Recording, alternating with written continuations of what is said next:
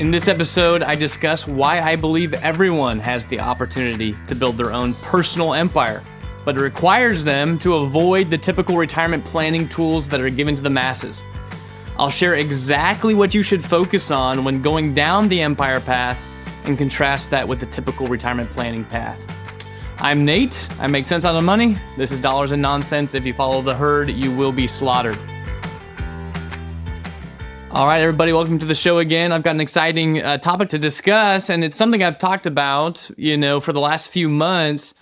And so I'm sure some of the language you guys have heard before, but I want to dive in. I've got a screen share going as well for those of you audio only. You can go on YouTube to watch the screen share just to kind of keep notes as we go along. But as I mentioned in the introduction, I believe that, and what I've been mentioning lately, is that I think there's really two fundamental paths that you can take, the average person can take, to wealth building. We are all pretty much familiar with what I call the retirement pathway. That's the one that's, preached to the masses. There's a different pathway to wealth that I'm calling the empire pathway. And the empire pathway is contrasted in many ways. It produces different results and uses different strategies than the typical retirement pathway. I believe it's far more effective at achieving goals. And I believe that most of the wealthy people in the world have technically used what I call the empire path. Now, whenever I say the empire path, I wanted to make a few caveats here. It doesn't really mean that you have to be some sort of business tycoon, like a Richard Branson style private island owning empire building guy. That'd be great if that was you. But that's not exactly what I'm talking about. It's mainly the term I'm using to contrast with the typical retirement planning, a way to build wealth that doesn't involve any of the typical retirement planning approaches. And so that's really, I want to detail what I mean in this episode. The audio should be fine too, but if you want to go to YouTube, you'll see that essentially what I've done is I've created a fork in the road with two paths. And what I'm going to lay out is what it takes to go down the retirement path and what it takes to go down the empire path. And a little bit more before we dive into the actual details of the empire path. One of the core messages I'm trying to produce, and that we've been saying for this is episode 200, by the way, 200 episodes of this. We started shooting episodes back in like 2016 or 17. I mean, we've been doing these for a long time. And throughout all, there's this thread that you can follow along, which is essentially saying, I believe the idea of retirement oftentimes produces more harm than good in most people's lives.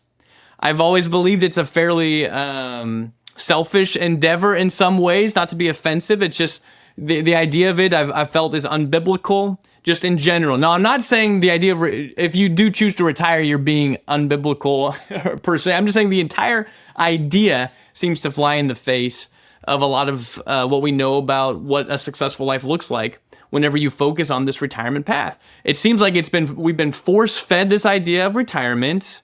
Typically, it got started in the 1900s after the Industrial Revolution. It's a very socialistic idea, by the way. The whole point of retiring was mainly forcing people out of the workforce to make room for the next generation because there's not enough jobs. That's what their idea was. There's not enough jobs. We're going to force people to retire, so we're going to promote that. Of course, Wall Street comes along and says there's a way we can make a ton of money off this. So now we have this whole retirement planning idea that's relatively new. The retirement planning idea is a new idea. What I'm referring to as what's called the empire path is technically the tried and true method for thousands of years.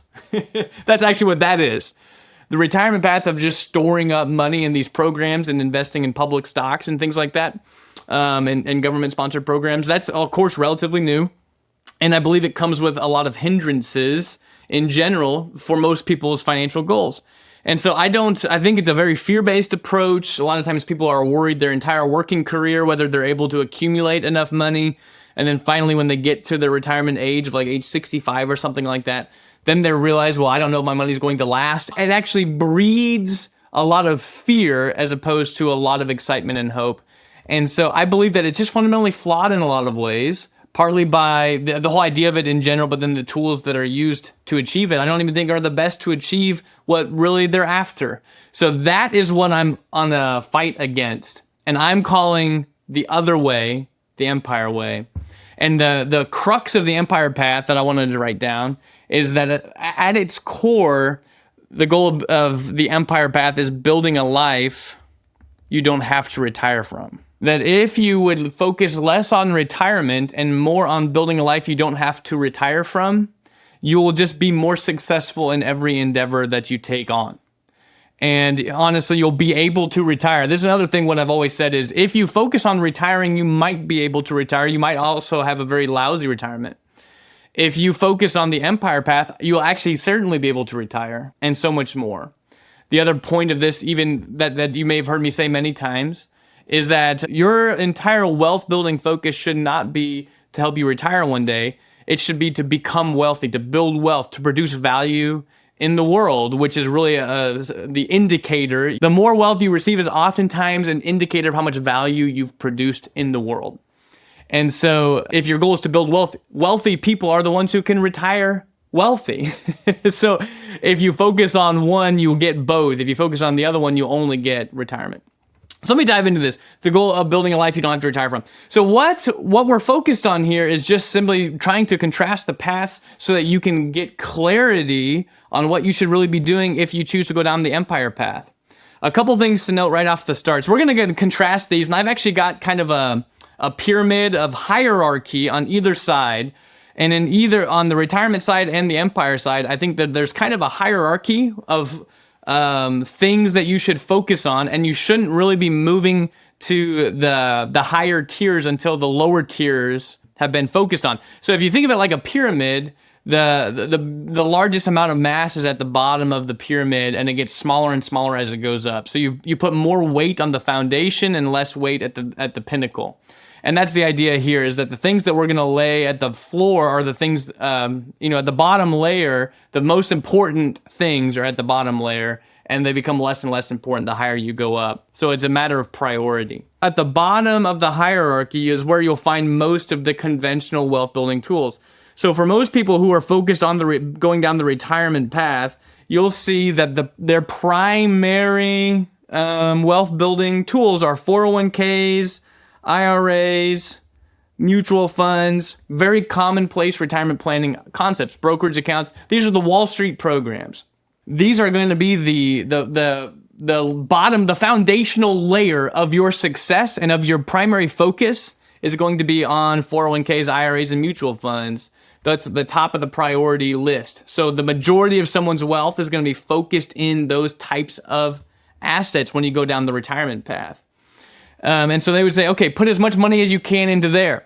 That's number one. Then once you have a lot of money going into there, then what's next to do? A lot of times when you talk to like a Dave Ramsey, and you can debate what should really be at the floor. So forgive me, but I'm sure that you could debate it. But for a lot of people, once you have your retirement programs are maxed out, do that first. What's the next place to put money? Oftentimes it's like paying down debt, to be honest with you.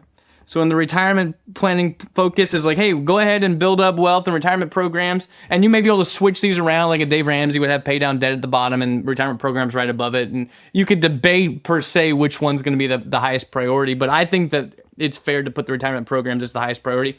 And then they say once you're doing well with those, then you're paying off your mortgage quickly. You're paying off your car loans. You're paying cash for everything. You're getting rid of all of your debt on this pathway as the next piece of your puzzle. And then once you have no debt and you're maxing out retirement programs, then you're starting to say, okay, well, if I still can do other things, what else can I do? That would be just your typical brokerage accounts, maybe your cash savings or something like that, would be the next tier. And then lastly, to fill off the very tip of the pyramid is really once your brokerage accounts are flush with money, once your cash and savings accounts are flush with money, once you're out of debt, once you're maxing out your 401ks, that's when you could go fill the top of the pyramid with your last remaining bit on just some alternative investments. Those would be things like real estate or, oil and gas or, all these smaller ticket items.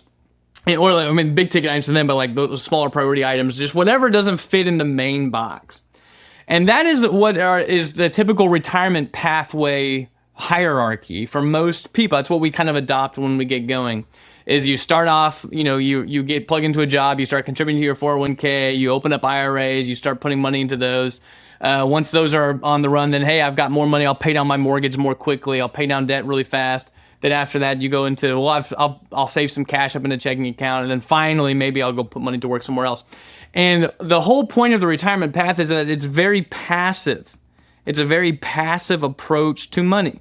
And this is another truth that should be stated here on this show. The Empire Path and the Retirement Path, I want to just say that one's not technically better than another. I mean, of course, I'm going to lean more towards the Empire Path, and that's what I'm hoping people choose to go down. But you have to understand your own psyche.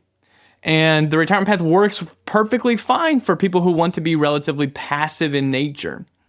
And so they're just wanting to set money aside, and they don't really want to take a proactive approach. The Empire Path, of course, is what we're going to contrast it to. Just right off the bat, you'll definitely see that the Retirement Path is passive. The Empire Building Path is going to be a very proactive approach to achieving results.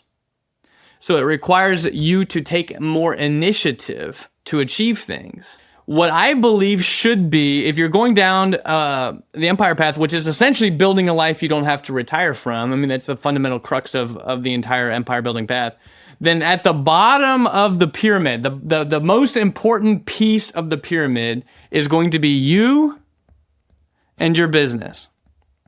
And so my opinion is that instead of just slaving away at a job that you don't really love, or if your business is not very profitable, that should be your primary focus. In fact, not only should all of your mental energy be focused on transforming your career, your financial ability should also be focused on transforming your career. And you shouldn't go up the hierarchy until you are content with where you're at career-wise. Essentially what happens, by the way, is you'll have people who just get plugged into the retirement path by default. That's fine.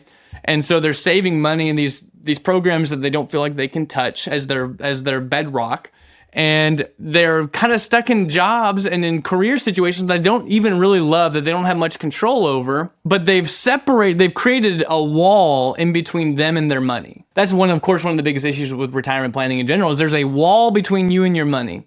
So you really, even though you have a lot of capital per se, it's kind of stuck in these retirement programs, you feel like there's a wall of separation. You're not really allowed to touch them. It wouldn't be wise to touch them. At least that's how we feel. And so we're just kind of stuck where we're at. The reality is, though, is that if you would not store up money there, but instead focus your financial energy on improving yourself and in your ability to earn income, that's going to create ripples from here on out. Remember, if you're going to build a life you don't want to retire from, you have to be willing to say, I'm not working to retire one day.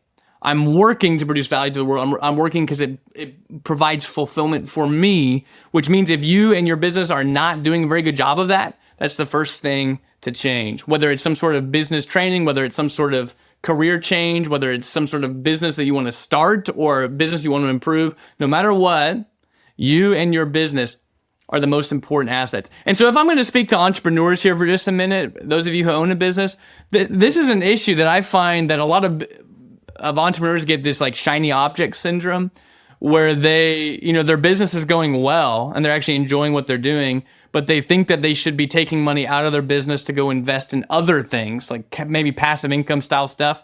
And what I'm saying is, they'll take money out of their business, put $100,000 into an investment someplace that generates a 10% rate of return, when the truth is they could have easily taken the same $100,000 and put it in their own business and generated a far greater return on investment with even less risk, because they know what they're doing in their business.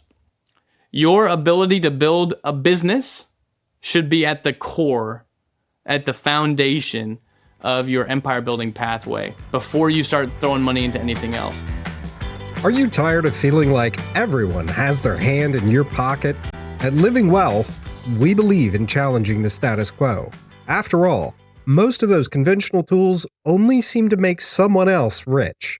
Let us show you how to take back control by banking on yourself.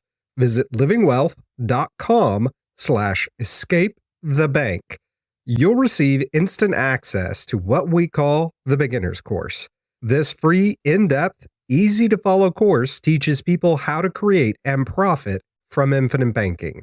We not only discuss the philosophy and principles behind infinite banking, but also offer real-life examples to demonstrate how it works. Even folks experienced with infinite banking often tell us they learned a ton too. So, It's worthwhile regardless of your experience level. Stop letting banks and Wall Street dictate your financial future. Again, that's livingwealth.com/escape the bank to gain access to the free course today. Now back to Nate and Holly.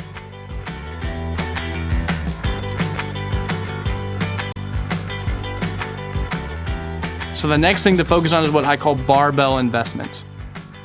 And I did a podcast on this. We may be able to link to it in the notes as well. But a podcast on this, I can't remember. It was somewhere in the episode in the 180s. I should have looked it up. But I described in a lot of detail what I mean by barbell investing. And I got this concept after reading a book called Anti-Fragile. And in there, he describes this thing of thinking along the terms of barbells. Once your career, your business, those things are functioning well, then you start to seek barbell opportunities. And so the barbell just simply means kind of focusing on the extremes, by the way. That's the idea of the barbell. And you're staying out of the middle. So on one end of the barbell is your safe assets, your safe liquid assets. And so your focus on barbell investing is, hey, I'm going to store up capital in something that's safe, liquid, secure, growing, something that is not that I can trust in. It's guaranteed it's going to work out well. And I'm going to skip over the middle, and I'm going to try to find what I call a barbell opportunity, which is mainly an opportunity where the upside potential is high, and the downside is either known or a low risk of loss. And a lot of people say, well, Nate, of course, yeah, if the upside's unlimited or very, very high and the downside is low, or at least it's like a known downside where I'm comfortable with it. Of course, those are the best investments. And so like where people are like, why wouldn't anyone put their money there? And this is what I'm trying to say though. So hear me on this. There is absolutely no way that anyone who's on the retirement path will ever be confronted with a barbell investment ever, because they're not swimming in the right pond. It doesn't exist over there in that pond. It exists mainly in the world of entrepreneurship. Most of the barbell investment deals that exist in the world are things that you conjure up to some degree. You have some sort of involvement in these deals where you can create a world where the upside potential is very high and the risk of loss is very low. There are a million barbell investment opportunities available for those in business, by the way. So if you own a business, your own business can create synergistic opportunities that are a high upside with very low downside risk, that are just simply add-ons to an existing business that you already run and own. Those are very common barbells. I think I mentioned some of these synergistic ideas when I've been talking about Warren Buffett, who kind of creates his own synergistic idea where he's doing IBC on a grand scale, infinite bank on a grand scale. Instead of buying insurance policies to leverage, he just buys insurance companies. and he creates essentially this umbrella of synergistic businesses. So he may own Geico, let's say, for instance, and it's this large insurance company. And that insurance company has all these premiums coming in that have to be invested, and he's got all these other businesses that need capital. So the fact that he owns the insurance business is just a way to fund his other businesses. So unlike you and me, he doesn't just buy policies that help fund his other businesses. He buys insurance companies to help fund other businesses.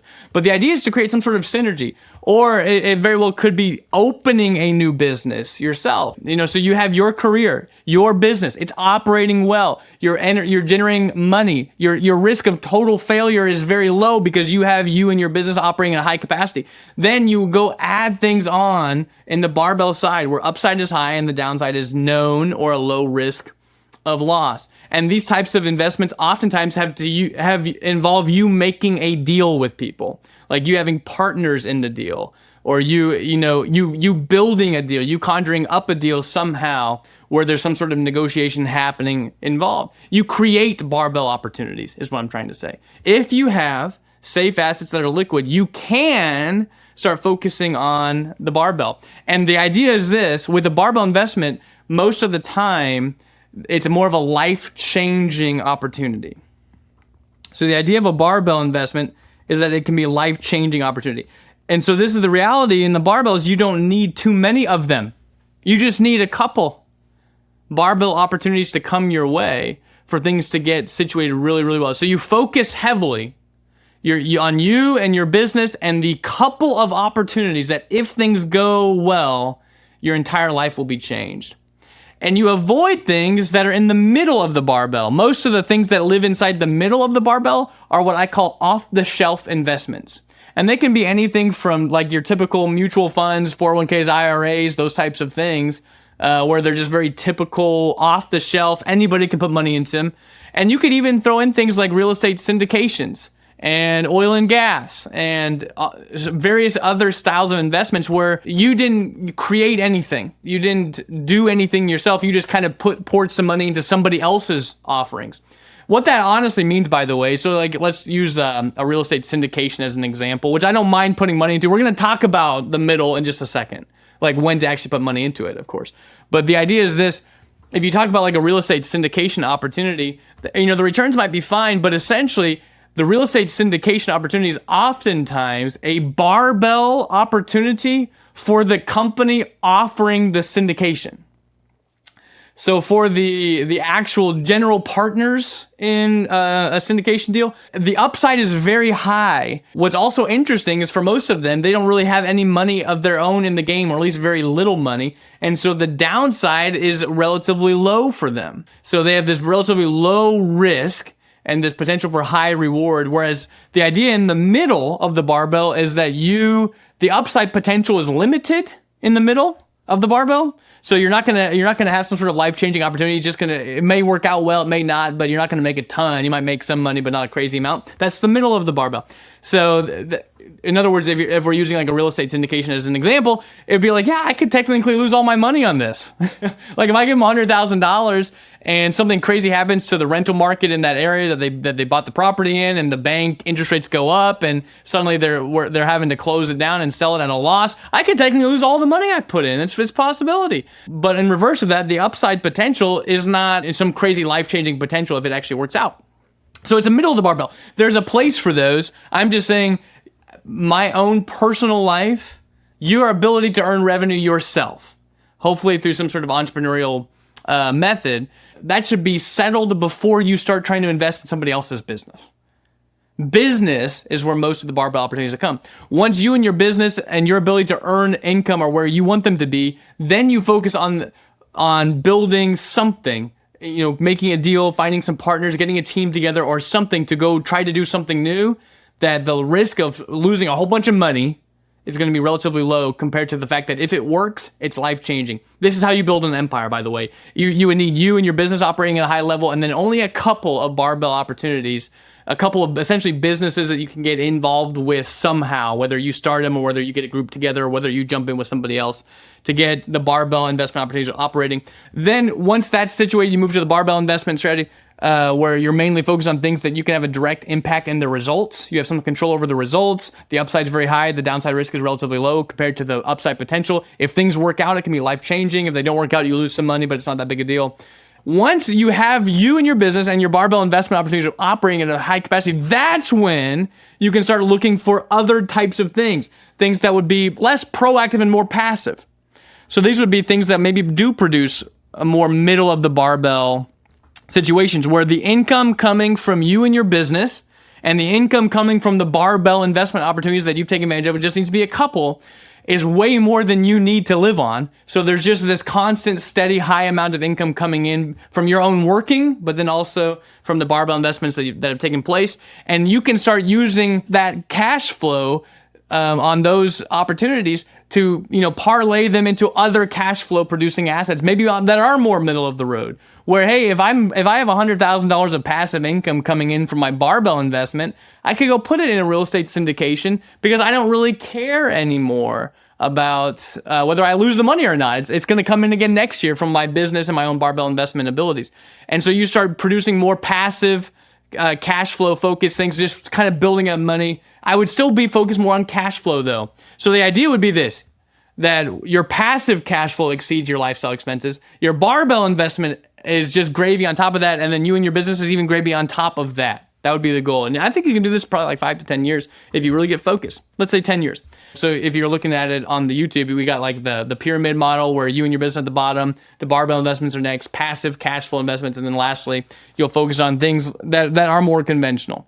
I mean, that would be things like land, long-term hold land, something that doesn't really produce cash flow, stocks, mutual funds, maybe some oil and gas involved in there. The final piece would be what I would also try to focus on is I would bring in the idea of evergreen assets. Evergreen assets, which are things that really just can't really be taken away from the family, that they're always going to be valuable. So things like land, things that maybe don't produce an income, but you're not looking for them to produce an income.